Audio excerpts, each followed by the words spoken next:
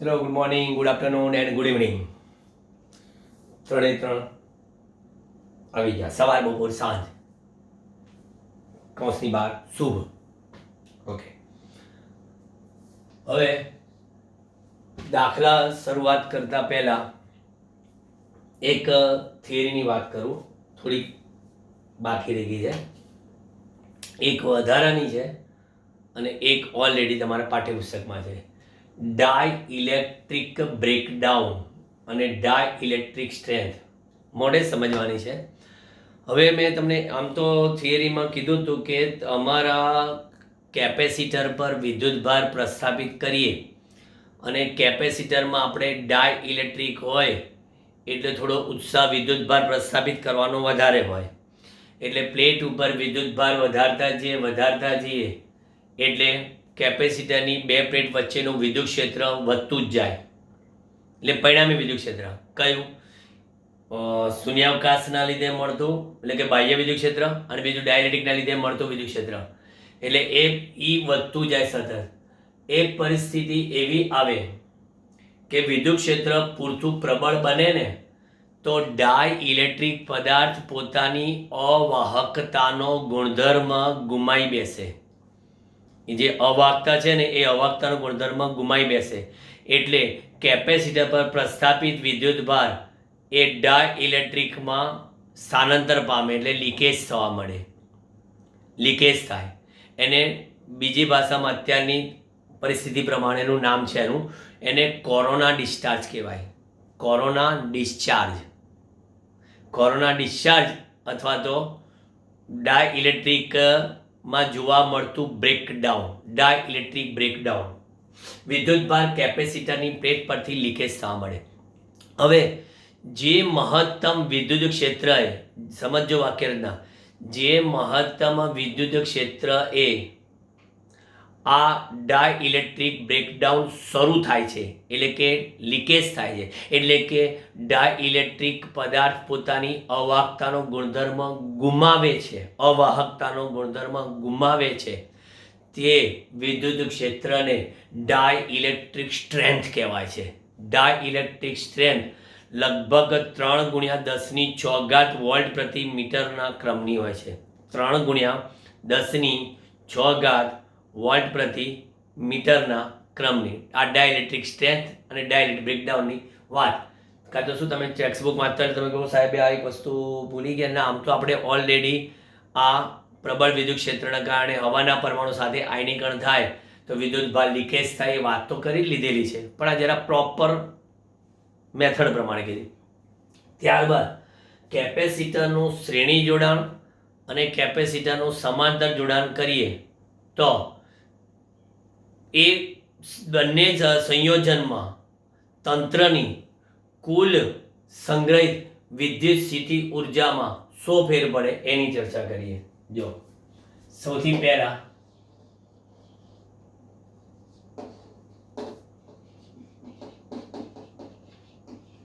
Capacitors ના શ્રેણી જોડાણ થી બનતા તંત્રની કુલ વિદ્યુત સ્થિતિ ઉર્જા મેળવો. કેપેસિટરના શ્રેણી જોડાણથી બનતા તંત્રની કુલ વિદ્યુત સ્થિતિ ઉર્જા મેળવો. હવે આપણને ખબર છે કે શ્રેણી જોડાણમાં સમતુલ્ય કેપેસિટન્સ CS હોય તો શું લખીએ છીએ આપણે? CS હોય તો 1/CS બરાબર 1/C1 વત્તા 1/C2 વત્તા 1/C3 વત્તા સો ઓન શ્રેણી જોડાણમાં. બરાબર. હવે આપણે કહીએ કે તંત્રની કુલ વિદ્યુત સ્થિતિ ઉર્જા એટલે યુ બરાબર શ્રેણી જોડાણમાં યુ બરાબર અને સિરીઝમાં છે એટલે આપણે યુ સિરીઝ બરાબર શું લખો તમે કે શ્રેણી જોડાણમાં સાહેબ શું સરખું હોય ખબર છે તો કે શ્રેણી જોડાણમાં વિદ્યુત ભાર દરેક પ્લેટ પર સરખો હોય એટલે આપણે લખીએ q²/2c પણ c શું આવે સિરીઝ q અચળ એમાં qs નહીં આવે cs આ લખવું પડે તો અહીં લખશો q²/2 અને 1/cs ની જગ્યા પર શું લખો ઉપર જ લખ્યું તમે સાહેબ તો 1/cs ની જગ્યા પર 1/c1 વત્તા 1/c2 વત્તા 1/c3 વત્તા so on તો u સિરીઝ બરાબર q²/2c1 q²/2c2 q²/2c3 એન્ડ તો પછી સિરીઝમાં સ્થિતિ ઉર્જા દરેક કેપેસિટરમાં સંગ્રહિત સ્થિતિ ઉર્જાના સરવાળા બરોબર હોય છે કહી શકાય ક્લિયર ચલો હવે આવી જ વાત કરીએ કોના માટે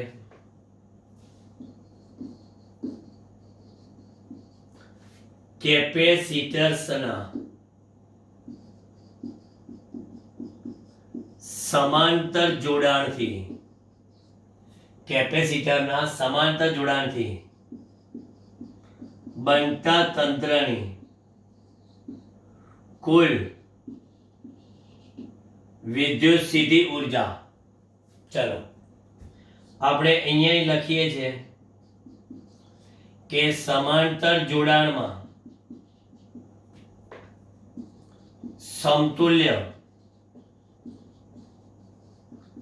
કેપેસિટન્સ C પેરેલલ હોય તો બધાય જાણે છે કે C પેરેલલ બરાબર C1 વત્તા C2 વત્તા so on તો પછી સેમ આની જેમ જ લખો કે હવે તંત્રની કુલ વિદ્યુત સ્થિતિ ઉર્જા U પેરેલલ કેટલી જેમ શ્રેણીમાં દરેક પર પ્રસ્થાપિત વિદ્યુતભાર કેવો હતો એક સરખો એમ સમાંતરમાં આપણે શું કહીએ છીએ કે દરેક પ્લેટ વચ્ચે લાગુ પાડેલ વોલ્ટેજ કેવા હોય સરખા ઓકે જેમ અહીંયા q²/2c તો અહીંયા આગળ 1/2 cpv².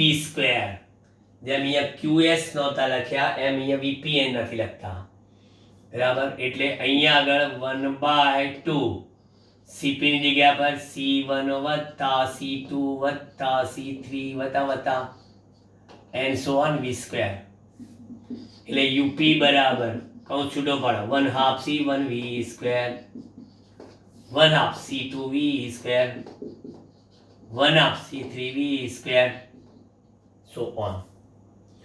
તો પછી u પેરેલલ કેટલા u1 વત્તા u2 વત્તા u3 ઉતારી આ તો કેવું કેપેસિટરનું ચાહે શ્રેણી જોડાણ કે ચાહે સમાંતર જોડાણ કેપેસિટરનું ચાહે શ્રેણી જોડાણ કે ચાહે સમાંતર જોડાણ એની સિસ્ટમની એટલે કે સંયોજનથી બનતા તંત્રની કુલ વિદ્યુત સ્થિતિ ઉર્જા દરેક ઘટક એટલે કે દરેક કેપેસિટરની સ્વતંત્ર એવી વિદ્યુત સ્થિતિ ઉર્જાના બંને કિસ્સામાં સરવાળા બરોબર જ હોય છે. આમાં કોઈ દિવસ એવું નહીં કે વ્યસ્તનો સરવાળો સાદો સરવાળો ના બંને કિસ્સામાં સરવાળો થાય છે.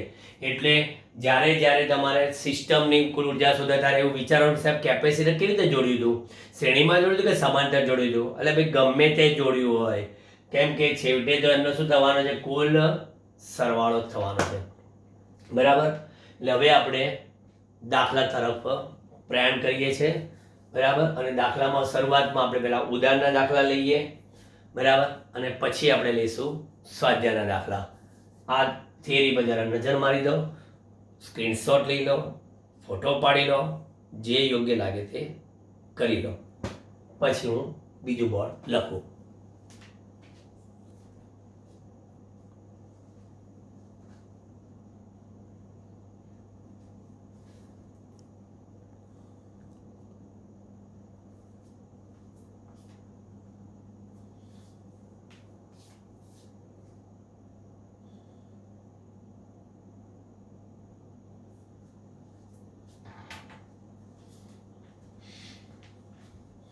ચલો ઉદાહરણ. ચલો પાઠ્યપુસ્તકના ઉદાહરણના દાખલા તરફ ભવ્ય પ્રયાણ. ઉદાહરણના દાખલા મારા ખ્યાલથી આપણે 7 સુધી જોયા હતા. 7 સુધી બરાબર. હવે 8મો છે.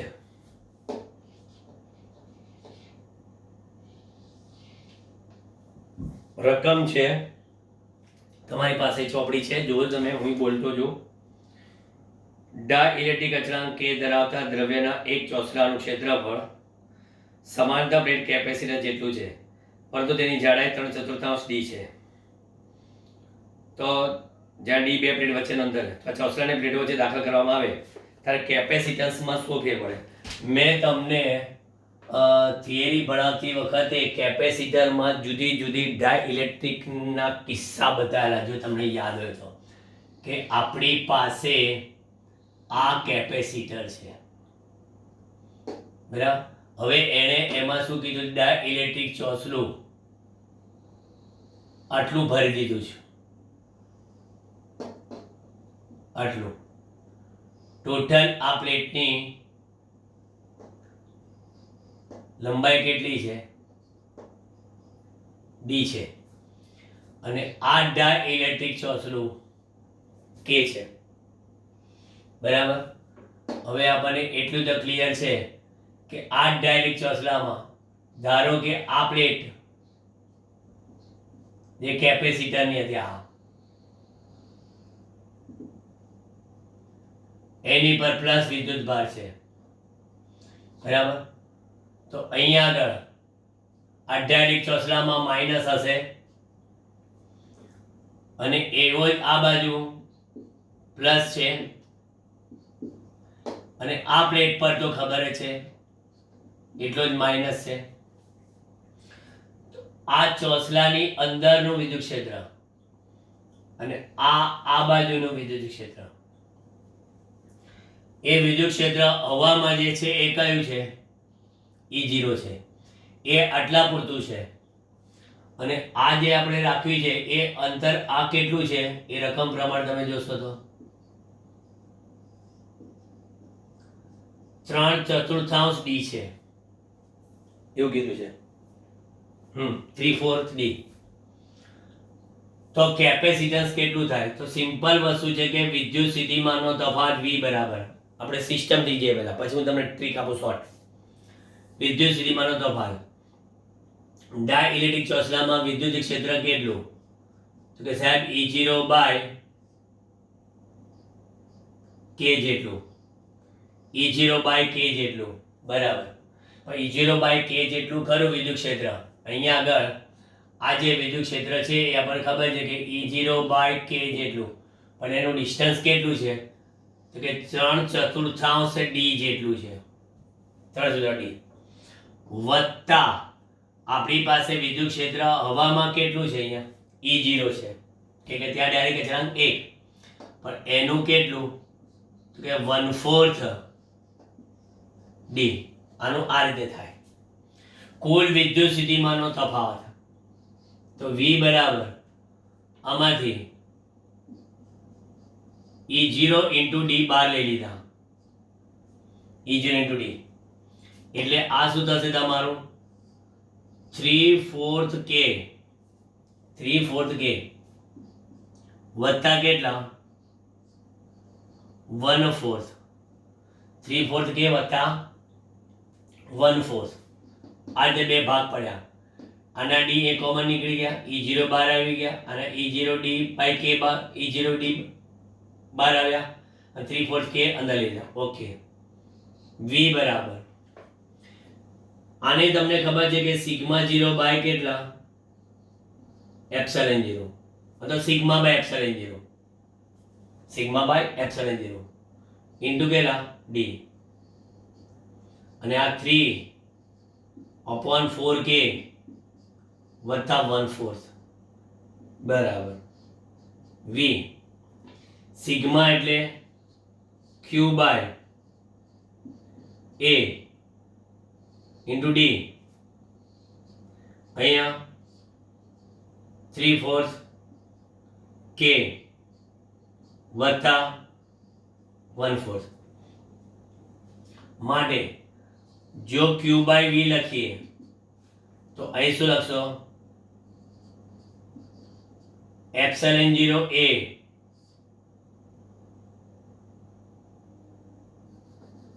Epsilon 0 A upon D into 3/4K plus 1/4 पर एप्सिलॉन 0 A बाय D आ આપણી પાસે કેપેસિટન્સ C અને એપ્સિલॉन 0 A બાય D એટલે શું થાય? C0 अपॉन 3/4K प्लस 1/4 લીધો. હવે લસા ગુસા C બરાબર C0 હવામાં કેપેસિટન્સ હતું એના કરતા અહીંયા લસા કેટલો? 4K લસા એટલે 3 પ્લસ તમે શું લખો?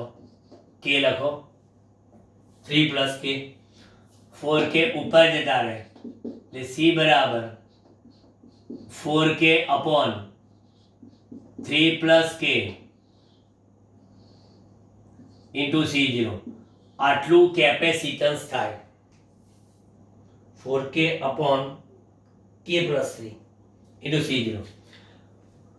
હવે મેં ચલાવેલી જો થિયરી તમે ધ્યાનમાં રાખશો ને તો એ આ ટાઈપની હતી કે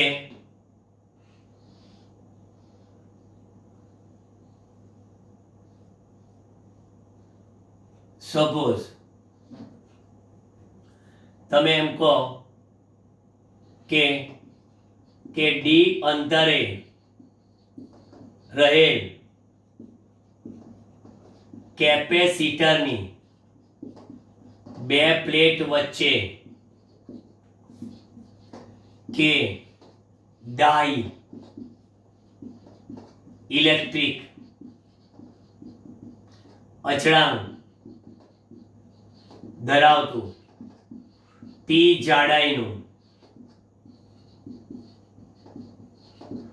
ચોસલું મુકતા ટી જાડાઈનું ચોસલું મુકતા શું આવશે? કેપેસિટન્સ મુકતા મળતું કેપેસિટન્સ C બરાબર epsilon 0 A upon D epsilon 0 A upon D minus T into bracket 1 minus 1/K આવું સૂત્ર લાવ્યો હતો જો તમને યાદ હોય તો. અને એમાંય જો આપણે D બહાર લઈ લઈએ તો C બરાબર epsilon 0 A upon D into bracket में 1 minus T upon D into 1 minus 1/K आ मूको सादुरूप आपो C बराबर अहींया T नी D नी बंनेनी किंमत मूकशो तो एप्सिलॉन 0 बाय D बराबर C0 upon 1 minus T into 1 minus 1/K बस आ सूत्र થઈ ગયું. લો તમારે કરવાનું શું રહ્યું ખબર આમાં? આમાં આ ટી ની જગ્યા પર ટી જાડાઈનું ચોસલું છે ને બરાબર એ ટી ની જગ્યા પર આપણે શું લખવાનું છે? બરાબર 1 મિનિટ ટી બાય ડી આવશે લખ્યો કોણ છૂટો પાડે તો આ રહી ગયું પાછું ટી બાય ડી. હા તમારે અહીંયા આગળ કરવાનું કશું જ નથી, ખાલી આ ટીની જગ્યા પર 3/4 ડી મૂકવાના એટલે ડીડી ઉડી ગયા. બસ એ મૂકી દેશો તમારો આ જવાબ ડાયરેક્ટ આવી જશે. જાઓ જલસા કરો, શોર્ટ એન્ડ સ્વીટ. વાતો શું છે, પરફેક્ટ મેથડથી ગયા, વિદ્યુત સ્થિતિમાન ગણતા ગણતા ગણતા ગણતા ગયા અને Q/V એટલે કેપેસિટન્સ ગણી નાખ્યું અને એપ્સિલોન 0 આવે તો હવામાં થઈ ગયું. એટલે એ રીતે દાખલો ગણો. ચલો પછીનો દાખલો સર્કિટ વાળો છે. પહેલા જોઈ લો કે પછી બીજા બોર્ડમાં આપણે સર્કિટ દોરીએ. સમજી લો દાખલાને, એક એક બોર્ડમાં એક એક દાખલો.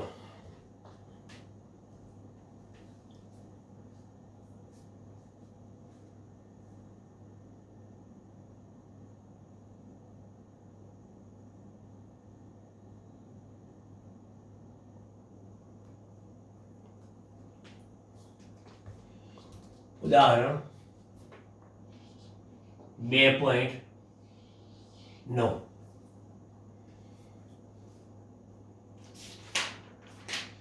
આ 2.9 માં 3 કેપેસિટર આપણને જોડીને આપ્યા છે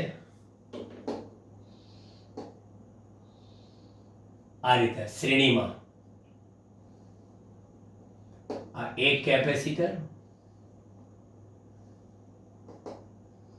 આ બે,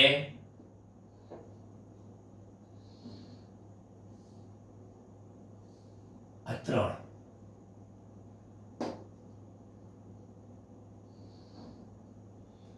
અને ચોથું છે હા, પણ અહીંયા પાછું એ તરજો જ્યાં સુધી વિદ્યુત ભારોની વહેંચણી ના થાય ત્યાં સુધી શ્રેણી. જેવું અહીંયા આગળ આવે એટલે ભાગ પડવાના. અને અહીંયા બેટરી, બરાબર. એટલે કેપેસિટરમાં આ પ્લસ પ્લસ, માઇનસ માઇનસ, આ પ્લસ પ્લસ, આ માઇનસ માઇનસ, આ પ્લસ પ્લસ, આ માઇનસ માઇનસ, બરાબર. અને અહીંયા આગળ ઉપરમાં અહીંયા માઇનસ માઇનસ, આ પ્લસ પ્લસ. એટલે આ capacitor C1 C2 C3 C4 and V આવું આપેલું છે. અને દરેક પર પ્રસ્થાપિત વિદ્યુત ભાર શોધવાનો છે. V 500 વોલ્ટ છે. હવે એટલી તો આપણને ખબર પડી જાય કે જો અહીંયા વિદ્યુત ભાર Q હોય તો અહીંયા Q હોય અને અહીંયા Q જ હોય, કારણ કે ત્રણેય શ્રેણી જોડાણમાં છે. આ આખું અહીંથી આ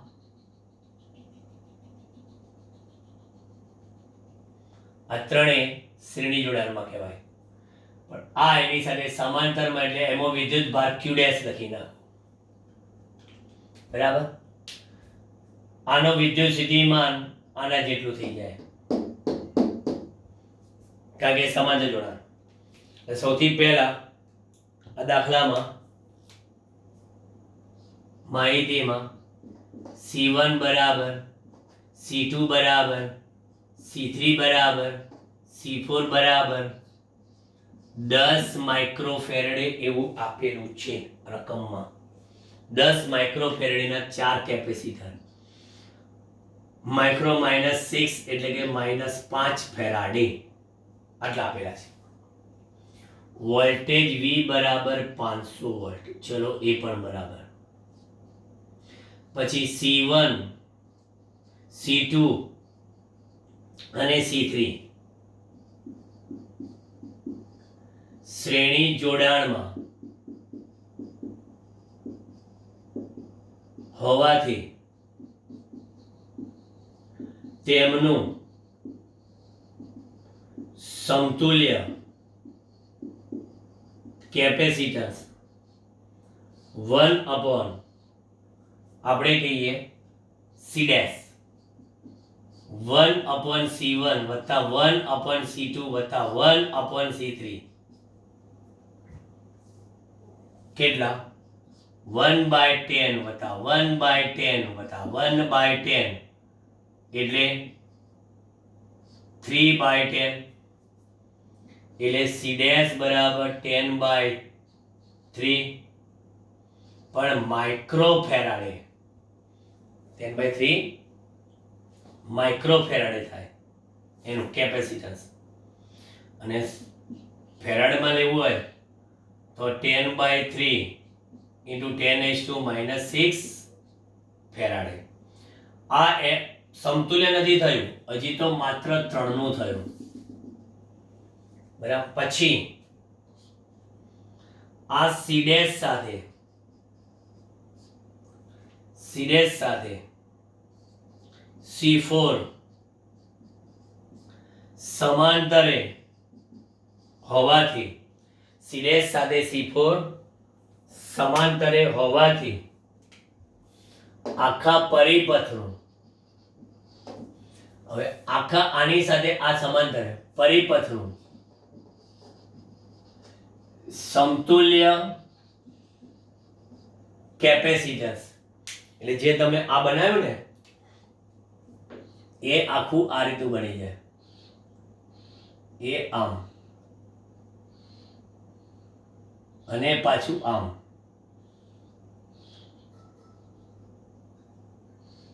અને આ પાછું આ બી. મેં શું કર્યું, આ તો C4 છે જ, પણ આ 3 ના બરાબર આ જે આવ્યો ને એ C ડેશ આવ્યું, જે તમે આ શોધ્યું. બરાબર. આ એટલે એ C ડેશ તમે જે શોધ્યું એ કેટલું હતું તો કે સાહેબ 10/3 માઇક્રોફેરાડે અને આ કેટલું છે 10 માઇક્રોફેરાડે. 10 માઇક્રોફેરાડે. તો હવે તમે જો કે 10 માઇક્રોફેરાડે અને 10/3 છે, તો માટે પરિપથનું સમતુલ્યમાં આ બંને સમાંતર જોડાણમાં છે. બરાબર. તો સમતુલ્ય કેપેસિટન્સ C બરાબર શું થાય, C dash plus C4. C dash કેટલા 10/3 વત્તા 10, તો સમતુલ્ય કેપેસિટન્સ કેટલું 10 × 30 વત્તા 10 એટલે 40/3 માઇક્રોફેરાડ એટલે 40/3 ગુણ્યા 10⁻⁶ ફેરાડ એટલે સમતુલ્ય કેપેસિટન્સ 4/3 ગુણ્યા 10⁻⁶. 4/3 એટલે કે 1.33 ગુણ્યા 10⁻⁶ ફેરાડે સમતુલ્ય કેપેસિટન્સ મળ્યું મને. બરાબર. સમતુલ્ય કેપેસિટન્સ. તો પરિપથમાં પ્રસ્થાપિત કુલ વિદ્યુતભાર શોધવો હોય ને તો કુલ પ્રસ્થાપિત વિદ્યુતભાર Q ટોટલ કેટલો તો કે સમતુલ્ય કેપેસિટન્સ ગુણ્યા વોલ્ટેજ C × V. C કેટલા 40/3 ગુણ્યા 10⁻⁶ ગુણ્યા 500 કે વોલ્ટેજ 500 છે ને. તો હવે આપણે કેલ્ક્યુલેટર હાથ વગું જ રાખ્યું છે. આપણે આ સીધું જ આપણે લખી નાખીએ 500 ગુણ્યા 40 ભાગ્યા 3 666.6 into 10⁻⁻6 એટલે 1 2 3 6.67 આટલા ક્યુ ટોટલ થયો. ભલે એ લોકોએ માંગ્યું હોય કે ના માંગ્યું, આપણે વધારે શોધીને આપવાનું, બીજી વાર માંગવા ના આવે આપણી પાસે કે આપો આપો. એટલે ક્યુ ટોટલ એટલા મળ્યા અને C4 પણ મળી જશે. C4 પરનો વિદ્યુત ભાર કેટલો તો C4 પરનો વિદ્યુત ભાર Q ડેશ બરાબર C4V, તો Q ડેશ બરાબર C4, C4 કેટલા છે 10 માઇક્રોફેરેડે ગુણ્યા 500, એટલે કે 5 ગુણ્યા 10⁻³ કુલમ લખાય. થઈ ગયો. તો પછી C1, C2 અને C3 ત્રણેયમાં એક સરખો વિદ્યુતભાર છે, બરાબર. તો માટે C1, C2 અને C3 પર પ્રસ્થાપિત વિદ્યુતભાર Q બરાબર, બધાના સેપરેટ શોધવાની જરૂર નહીં, ટોટલ કેટલો હતો તો કે Q ટોટલ, એમાંથી કેટલો બાદ થાય આ પેલો Q ડેશ, કોનો આનો C4 નો, તો Q બરાબર Q ટોટલ 6.67 ગુણ્યા 10⁻³ ઓછા 5 ગુણ્યા 10⁻³ એટલે 6.67 માંથી 5 1.67 ગુણ્યા 10⁻³ કુલમ. આ જવાબ આવવો જોઈએ દરેક પરનો, આ જવાબ આવવો જોઈએ C4 પરનો. એટલે C1, C2, C3 અને C4 દરેક પરનો પ્રસ્થાપિત વિદ્યુતભાર થઈ ગયો, અને ટોટલ પણ આપણે જોઈતો તો એ પણ મને મળી ગયો. ઘણા લોકો 1.67 ને 1.7 લખે છે, પણ આપણે તો ઉપરથી વધારે પરફેક્શન સાથે લખ્યો, બરાબર. એટલે દરેક પરનો પ્રસ્થાપિત વિદ્યુતભાર સમજી લો, શોધવાની સિસ્ટમ સમજી લો, ધ્યાન આપી દો.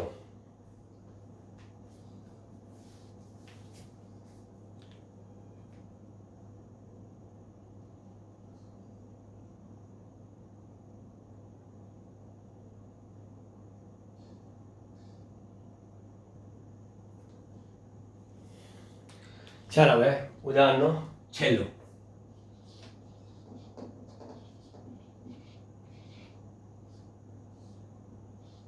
બે 2.10. હવે એમાં એવું કીધું છે 900 પિકોફેરાડના એક કેપેસિટરને 100 વોલ્ટની બેટરી વડે વિદ્યુતભાર કરાય છે. પછી સીધ વિદ્યુત ઊર્જા કેપેસિટર વડે સંગ્રહ પામશે. કેટલી સીધ વિદ્યુત ઊર્જા સંગ્રહ પામશે, અને બેટરીથી દૂર કરીને 900 પિકોફેરાડના વિદ્યુતભાર કેપેસિટર સાથે જોડવામાં આવે તો તંત્ર કેટલી વડે સીધી ઉર્જા સંગ્રહિત થશે. બહુ જ મસ્ત સામાયિક કોન્સેપ્ટ હું તમને દાખલો ગણ્યા પછી આપું છું. આ એક કેપેસિટર જેમાં આપણે કહીએ C1 બરાબર 900 પિકોફેરાડેનું, એને તમે 100 વોલ્ટની બેટરી વડે પૂર્ણ ચાર્જ કરો છો. પૂર્ણ ચાર્જ એટલે એનો વિદ્યુતભાર આપણે કહીએ Q જેટલો મેળવો તમે. એટલે અહીંયા શરૂઆતમાં Q બરાબર C1V કેટલો થશે તો C1 છે 900 ગુણ્યા 100 એટલે Q બરાબર 9 into 10⁴ 9 into 10⁴ પર શું આવશે પિકો કુલમ -12, એટલે Q બરાબર 9 ગુણ્યા 10⁻8 કુલમ. ચલો આટલો કેપેસિટર પર પ્રસ્થાપિત વિદ્યુતભાર શોધી કાઢ્યો. હવે પ્રારંભિક વિદ્યુત સીધી ઉર્જા U ઇનિશિયલ, પ્રારંભિક U ઇનિશિયલ બરાબર કાં તો Q²/2 થી શોધો, કાં તો 1/2 CV² થી શોધો. CV માં અહીંયા C1V², 1/2 પિકો ફેરાડ એટલે 9 ગુણ્યા 10 ની -12 વત્તા 2 -10, અને 10^2 વર્ગ 10^4 એટલે પ્રારંભિક સ્થિતિ ઉર્જા 4.5 ગુણ્યા 10^-6 જૂલ. ઘણા લોકો આને આવી લખે 4.5 માઇક્રોજૂલ. 4.5 માઇક્રોજૂલ ચાલે, બરાબર. હવે શું કર્યું? હવે આને ફૂલ ચાર્જ કરી દીધી.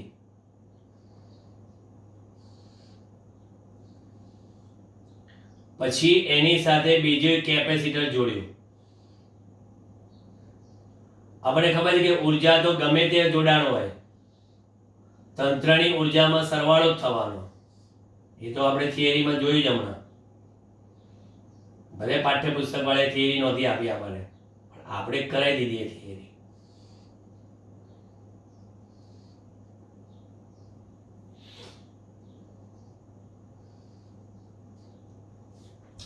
એના જેવા જ 900 છે, દાય 900 એટલે અહીંયા C1 બરાબર C અને C2 બરાબર એ C, એટલે C2 બરાબર કેટલા છે? 900 પિકોફેરાડે.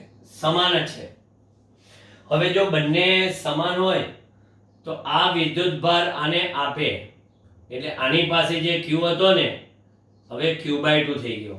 આની પાસે પણ Q/2 થઈ ગયો. અડધો અડધો વિદ્યુતભાર વહેંચાઈ ગયો, બરાબર. તો પછી આવા સંજોગોમાં માટે જોડાણ બાદ દરેક કેપેસિટરમાં સંગ્રહિત વિદ્યુત સ્થિતિ ઉર્જા U1 બરાબર શું આવશે? Qn²/2C1 અને U2 બરાબર Q2²/2C2 લખાય. અહીં Q1 બરાબર Q2 બરાબર અડધા અડધા વહેંચાઈ ગયા. C1 બરાબર C2 બરાબર C જેટલા જ છે. તો પછી અહીંયા આગળ U1 બરાબર U2 બરાબર શું લખશો તમે? Q² એટલે Q²/4. આ Q1² છે ને, એટલે Q²/4 upon 2C એટલે લખાવાના શું? Q²/8C. Q²/8C એટલે U1 બરાબર U2 બરાબર Q²/8C. તો Q આપણી પાસે છે કેટલા? આર્યા 9 એટલે 9×9 = 81 ગુણ્યા 10^-16 ભાગ્યા 8 ગુણ્યા 9 ગુણ્યા 10 ની કેટલી? -12 ને +2 એટલે -10. એટલે U1 બરાબર U2 બરાબર કેટલા? ફરી પાછા 9×9 = 81. 9/8 ગુણ્યા 10^-6 જૂલ થાય. 9/8 ની વેલ્યુ કેટલી ભાઈ? કેલ્ક્યુલેટર શું કહે છે? 1.125 ગુણ્યા 10^-6 જૂલ, અથવા U1 બરાબર U2 બરાબર 1.125 માઇક્રોજૂલ. આવું પણ ઘણા લખે છે. તો પછી માટે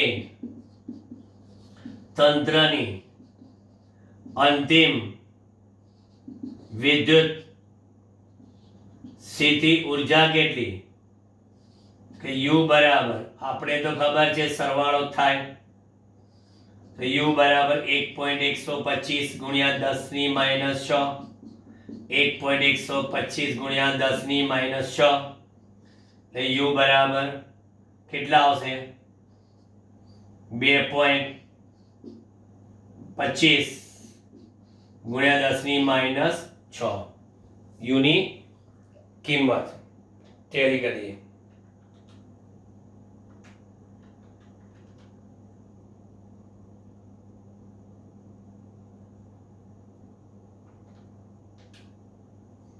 બે પોઈન્ટ 25 ગુણ્યા 10⁻6 અંતિમ સ્થિતિ ઉર્જા.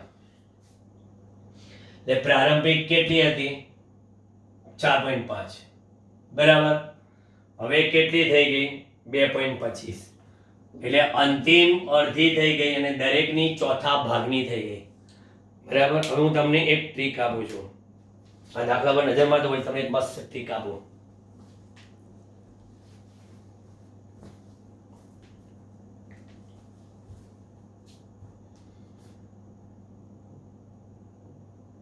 તૈયારી કરો છો ને બધી વ્યવસ્થિત? કારણ કે હવે એક જ લેક્ચરનું કામ છે એટલે સ્વાધ્યાય દાખલા પૂરા, પછી વધારાના સ્વાધ્યાય લઈશું. બરાબર. કોઈ એકાદ 2 લેક્ચર જેવું સ્વાધ્યાયમાં જશે કે સ્વાધ્યાય અને વધારાના સ્વાધ્યાયમાં ઘણા બધા દાખલા છે, એમાં 2 લેક્ચર જેવું જશે. પણ આપણે એ અરસામાં 3જું ચેપ્ટર જોરશોરથી ચાલુ કરી દઈશું. જો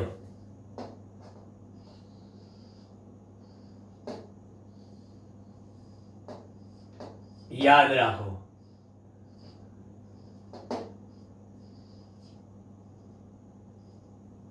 સમજો. આમાં તો નસીબ જોગે શું હતું કે C1 અને C2 સરખા હતા. માની લો કે ન સરખા હોય તો આપણે કહીએ સપોઝ આપણી પાસે આ એક કેપેસિટર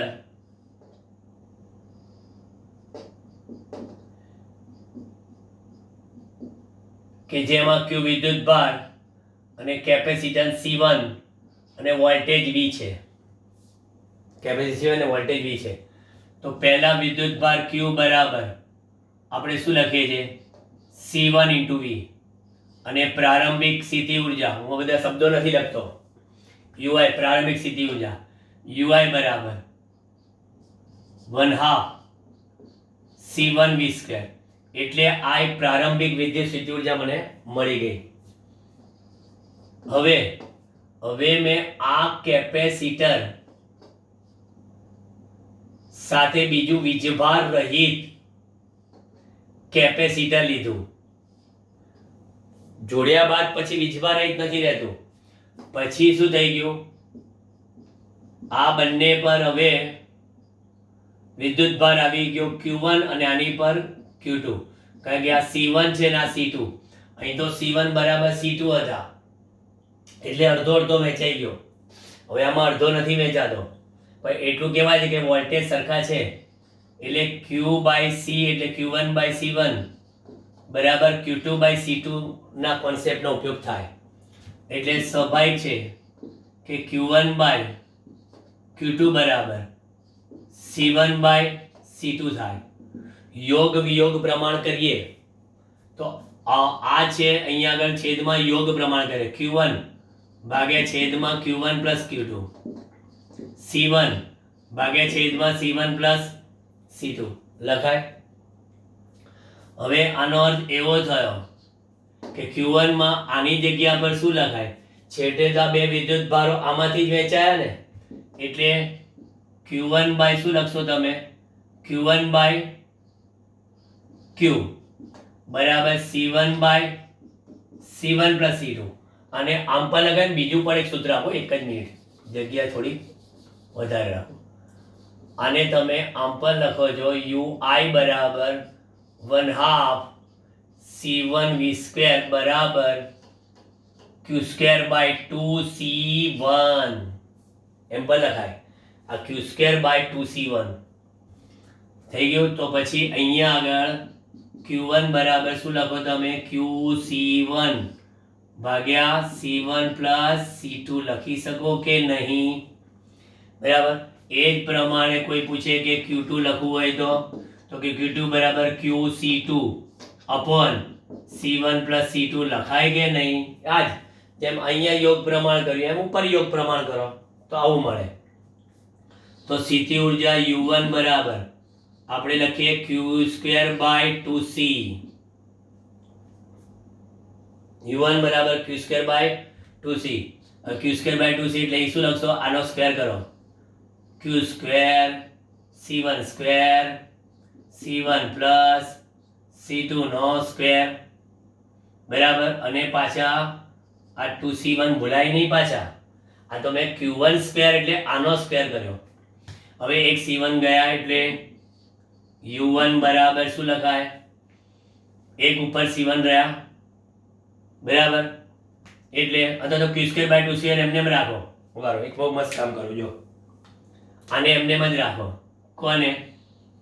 Q²/2C1 ઉઠાવો ઉપરથી, ઉઠાવો. Q²/2C1 એટલે